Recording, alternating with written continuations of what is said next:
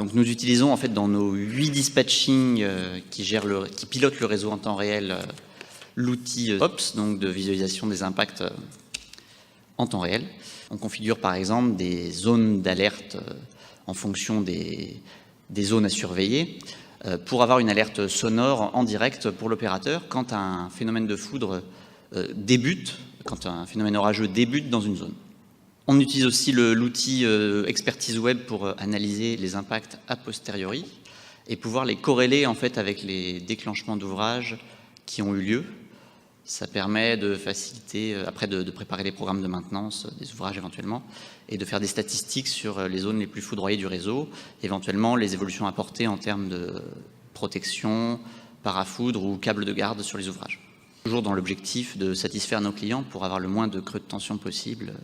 chez eux. Quand on a un début de phénomène orageux dans une zone où il y a des ouvrages 400 kV,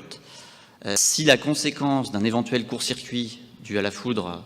est une surcharge inacceptable pour le réseau,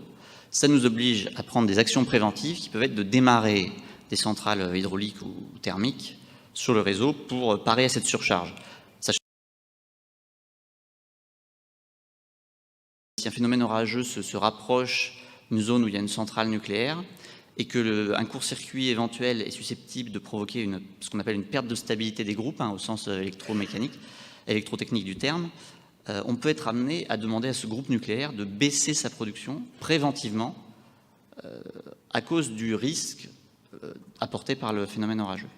Voilà, donc évidemment, je ne vais pas vous faire un dessin, mais baisser une centrale nucléaire, ce n'est pas sans conséquence sur l'équilibre offre-demande de l'ensemble de la France et évidemment de l'Europe, puisqu'on est interconnecté.